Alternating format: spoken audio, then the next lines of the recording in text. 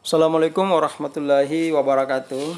Pada pertemuan 7 ini, saya akan membahas masalah metode formulasi hukum Islam.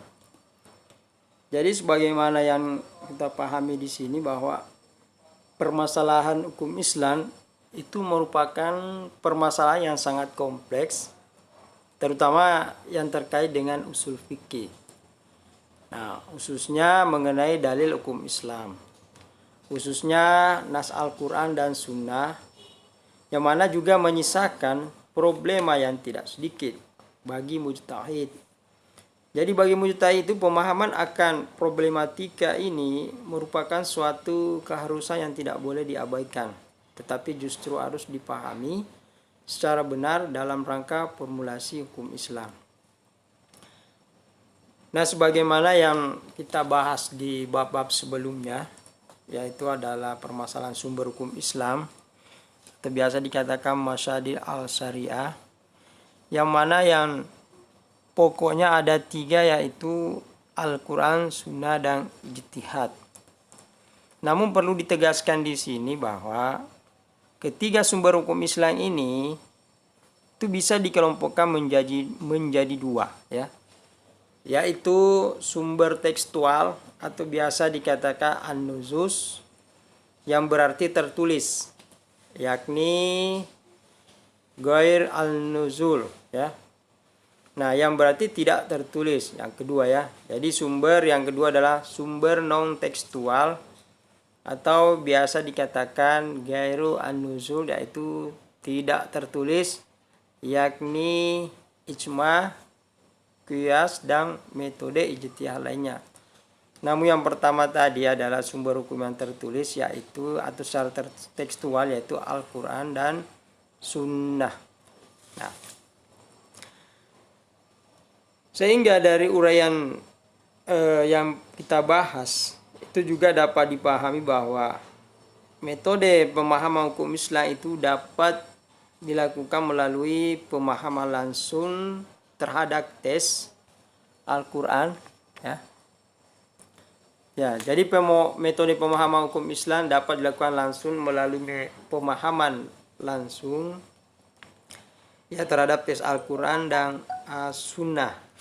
Nah, inilah yang disebut pemahaman lafziyah atau bisa dikatakan pemahaman secara langsung. Nah, di samping itu juga pemahaman hukum Islam itu juga bisa dilakukan secara tidak langsung, ya, dari tes Al-Quran dan Sunnah. Nah, inilah disebut dengan pemahaman maknawiyah. Sehingga sampai saat ini hingga sekarang kedua metode pemahaman hukum Islam ini itu terus digunakan, yaitu lafziyah dan maknawiyah. Nah, sebagaimana yang kita pahami dan dijelaskan bahwa Al-Quran dan Sunnah itu menggunakan bahasa Arab, ya. Jadi karena memang Nabi Muhammad SAW itu menerima dan menggunakan serta para sahabatnya menggunakan bahasa Arab sebagai bahasa komunikasi sehari-hari. Jadi Rasulullah menerima wahyu itu juga dengan memakai bahasa Arab. Begitu pula juga menggunakannya serta dengan sahabat-sahabatnya menggunakan bahasa Arab sebagai komunikasi sehari-hari, ya. Sehingga karena itu setiap upaya untuk memahami dan menggali hukum dari nas, ya, atau tes baik Al-Quran dan Sunnah itu sangat tergantung kepada kemampuan memahami bahasa Arab. Sehingga para mujtahid harus memiliki kemampuan berbahasa Arab yang cukup dalam melaksanakan aktivitas ijtihad. Nah, inilah yang dalam kajian usul fikih sering disebut dengan pendekatan kebahasaan atau pendekatan bahasa Arab.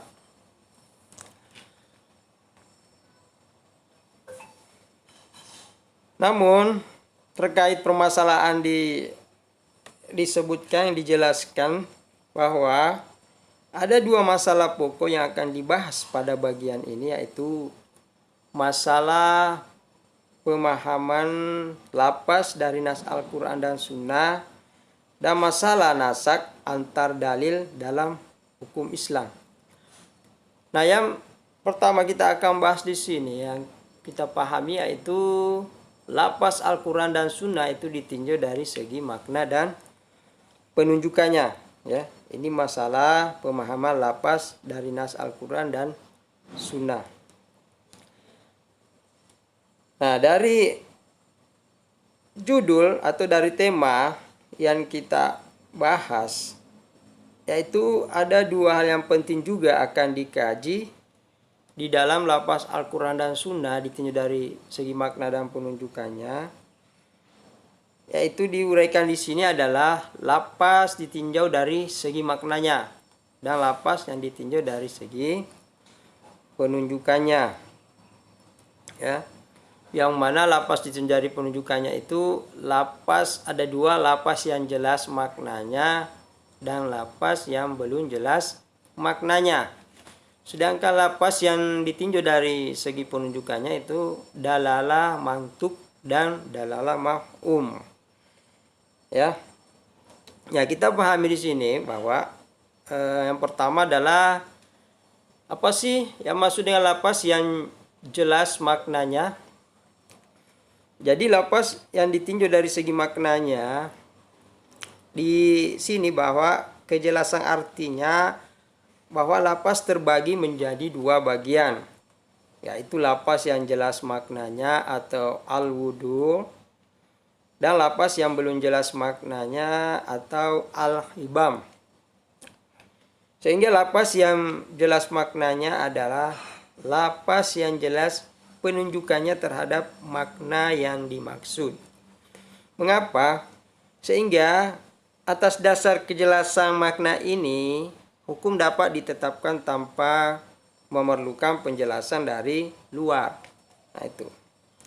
Sementara sedang lapas yang belum jelas maknanya di sini adalah lapas yang belum jelas penunjukannya terhadap makna yang dimaksud, kecuali dengan penjelasan dari luar lapas tersebut. Nah, ini ditulis oleh Amir Syarifuddin 1999 halaman 3. Sehingga masing-masing lapas ini itu memiliki tingkatan dari yang kurang jelas hingga tingkatan yang paling jelas. Nah, ada yang tingkatan yang kurang tidak jelas hingga tingkatan yang paling tidak jelas. Nah, kita melihat daripada lapas yang jelas maknanya, sebagaimana ulama usul fikih ada perbedaan pendapat dalam membagi lapas yang jelas maknanya. Sebagaimana ulama Hanafiyah membaginya ke dalam 4 tingkatan, yaitu jelas, lebih jelas, sangat jelas, paling jelas. Ya. Nah, sementara lapas yang jelas itu disebut namanya syahir. Ya. Sementara lapas yang lebih jelas disebut nas. Dan lapas yang sangat jelas disebut mufassar. Dan lapas yang paling jelas itu disebut muhkam. Ya. Nah, sehingga para ulama usul fikih berbeda pendapat dalam membedakan masing-masing tingkatan lapas tersebut. Namun dalam perbedaan ini tidak diserahkan secara detail. Namun saya akan menjelaskan tingkatan-tingkatan lapas ini. Yang jelas makna ini akan cuma diuraikan secara singkat, ya. Ya, jadi yang pertama kita pahami adalah syahir atau biasa dikatakan lapas, yaitu jelas, ya. Ya. Nah, syair yang dimaksud dengan lapas syair adalah setiap lapas atau kalimat yang jelas makna yang dimaksud oleh pendengarnya dengan sifat atau bentuknya sendiri tanpa tergantung pada petunjuk lain. Baik yang dimaksud adalah makna yang dituju oleh lapas maupun tergantung konteksnya.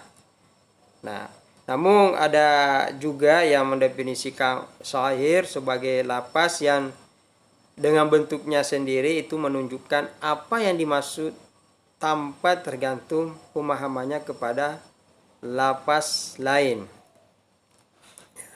Ya.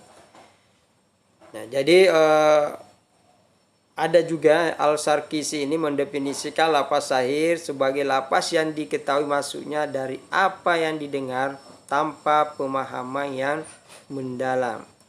Nah, dari 3 definisi ini itu dapat dipahami bahwa lapas sahir itu adalah lapas yang sudah jelas maknanya dilihat dari bentuk lapasnya sendiri, yang mana tanpa membutuhkan faktor-faktor luar atau lapas lain. Sehingga meskipun demikian, maksud yang sebenarnya tidak mesti dari lapas itu sendiri, tetapi tergantung konteksnya. Sehingga lapas ini juga bisa ditakwilkan atau dipahami dengan maksud lain. Nah, sementara nas, jadi nas di sini sebagaimana para ulama usul itu berbeda pendapat mengenai definisi lapas nas dan lapas sahir.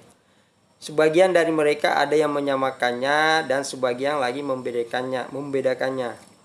Nah, yang menyamakannya tentu definisi lapas nas sama seperti definisi lapas sahir sebagaimana yang dijelaskan di atas tadi. Nah, bahkan contoh ayat-ayat untuk lapas sahir dan nas juga sama.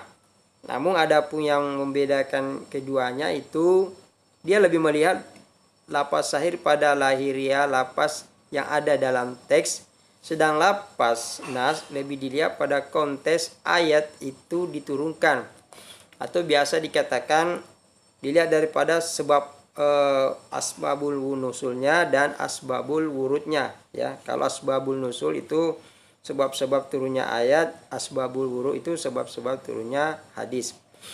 Nah, sehingga satu definisi tentang lapas nas itu adalah lapas yang menunjukkan makna yang jelas dan dimungkinkan untuk dilakukan takwil dan taksis, serta dapat dinasak pada masa risalah di saat Nabi masih hidup. Ini ditulis oleh Az-Zuhaili 1986 halaman 319.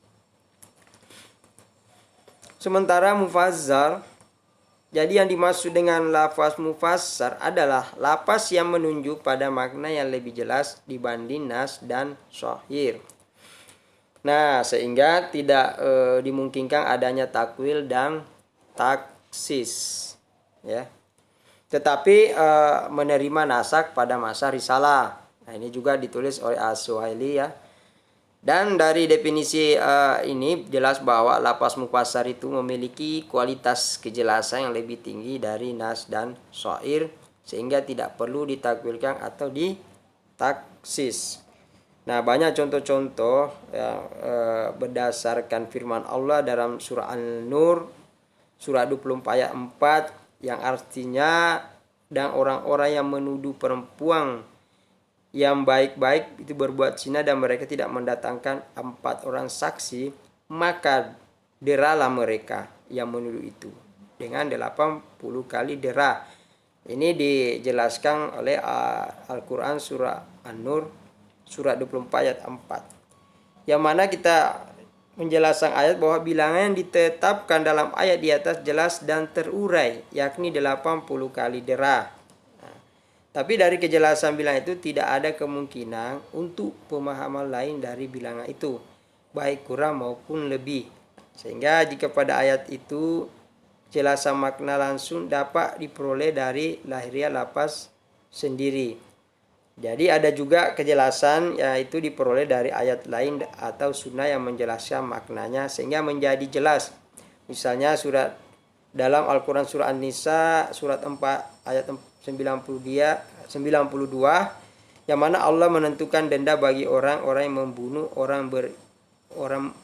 membunuh orang beriman dengan tidak sengaja, yakni memerdekakan budak dan menyerahkan diat kepada ahlinya. Nah, dalam ayat ini juga tidak dijelaskan jumlah